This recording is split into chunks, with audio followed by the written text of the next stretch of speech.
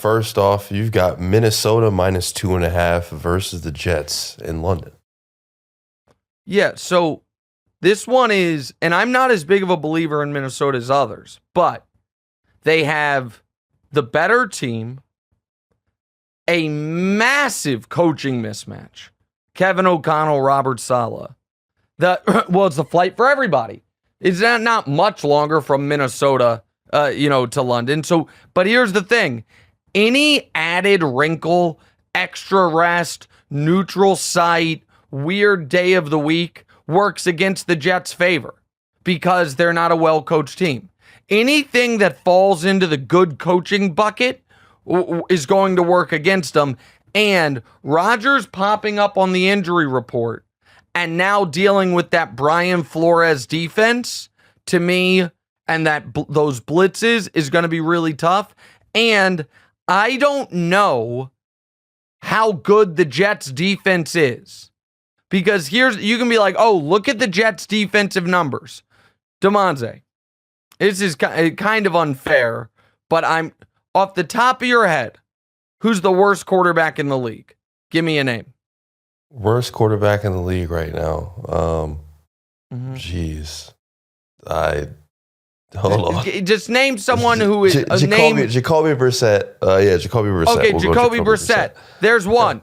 The Jets played him. Who's the funniest quarterback in the league? There's Daniel Jones. Daniel Jones is here. No, I wasn't going to say Daniel Jones. I'm going to do it.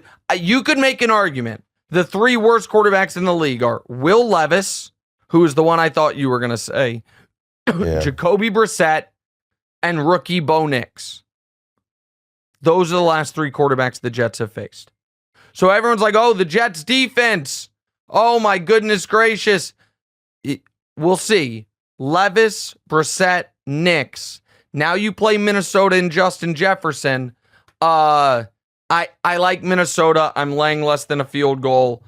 Favorites, by the way, in London are 30-15 against the spread. Next. Love that pick. Next, you've got Miami +1 at New England. Yeah, I mean, listen. I understand that Miami without Tua's looked awful. However, the Dolphins are in this spot where Tua theoretically wants to come back in week 7. We'll see if he does, but he wants to. If they win this game, they steady themselves going into their bye, because they have a bye next week. Tyreek just recommitted to the team. I know they just lost Jalen Phillips, and I'm not acting like I think Miami's good. I am of the belief, however, that the Patriots should not be a favorite in any game they play all year. And so I'm getting a point with Miami. It's probably Jacoby's last start. The Dolphins don't feel like their season is over, but they will if they lose this game. And so, and listen, the Dolphins' numbers, Demonze, are brutal. You realize even though the Dolphins have a win, they haven't led in a single game all year? Because that Jags win, they kicked a field goal at the gun when they were trailing or when they were tied. But yeah, this Miami one scares opened. Me. Well, of course, it's two terrible quarterbacks and two bad teams. But New England should not be a favorite. Miami's got the motivational edge. You have Tyreek and Waddle. Miami's going to win this game. I don't know how many games New England's going to win the rest of the year. I like Miami plus the point. Next. Arizona +7.5 at San Francisco. So, just feels like a lot of backdoor cover Kyler potential.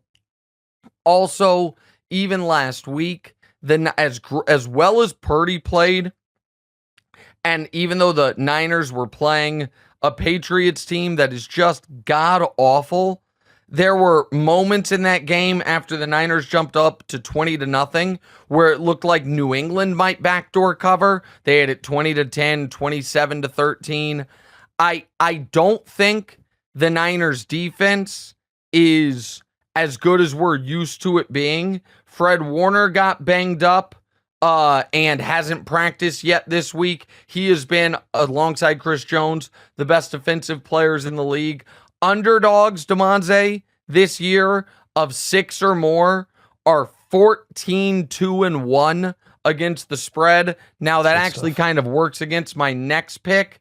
But I think that this is a 31-27, 35-28 high-scoring affair that Arizona can that San Francisco can have control over, but Arizona can stay within reaching distance and has that backdoor cover potential wide open the entire game. So getting the 7.5, I love. Also, everyone's going to tease the Niners this week. That's been a death knell for a lot of teams, but I don't think Arizona's going to win outright.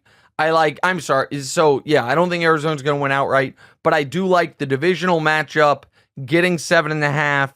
San Francisco's still not fully whole. Too many points. I'll take Arizona plus 7.5. Next. I actually got Seattle minus 6.5 versus the Giants. Yeah, so listen, this goes, like I said, big favorites have not been covering at all. However, you know who's probably not playing for the Giants, DeMonze? Malik Neighbors. Yeah.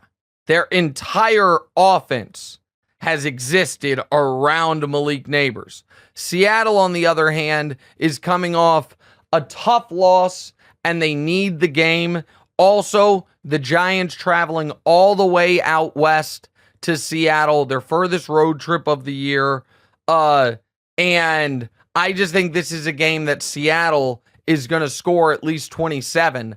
I don't think the Giants without Neighbors can get to 20. I love how Geno's played this year. I love their wide receiver weapons. Now, the Giants' D-line can absolutely present problems for that Seattle interior of their offensive line, but I don't see how the Giants move the ball without Neighbors. I'll swallow the 6.5 and take Seattle. And also Seattle, to me, if I were to do a teaser, Seattle to me is a fun teaser leg this week. All right, last one. You've got Kansas City minus 5.5 versus New Orleans. Yeah, so the Chiefs don't cover big spreads. I understand that. And the Chiefs have been playing very close games. But New Orleans' offensive line is banged up to a degree that I think Chris Jones by himself can absolutely wreck Derek Carr in the confidence in this game. The Chiefs' run defense against running backs, not against Lamar, but against running backs, has been exceptional all year. So that neutralizes Alvin Kamara a bit. And I gotta think, man, that we are going to see as dialed in a Patrick Mahomes as we've seen since the playoffs.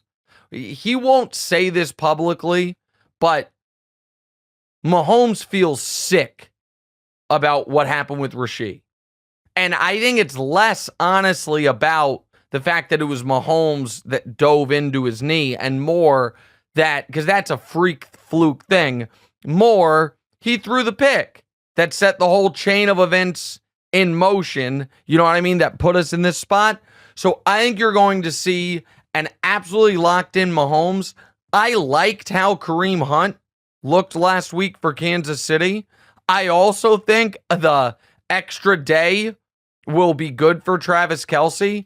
I think the Chiefs' defense continues to be the most underrated unit in the NFL as it was last year.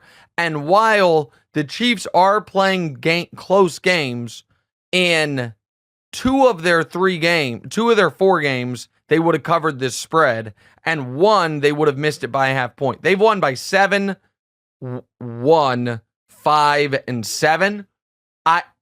I only picked the Chiefs once this year. That was against Baltimore in week 1. I don't think New Orleans is that good. I also think Kansas City, you're going to have a locked-in Patrick Mahomes, and I think the Andy Reid, Dennis Allen coaching mismatch is massive. The Chiefs laying the 5.5 is my final pick of the week. Hey, thanks for watching. Hit the subscribe button to get more from the show, and make sure to click the bell to get notified every time new content drops. Check Check out full episodes of What's Right wherever you get your podcasts, or just click the link in the description below.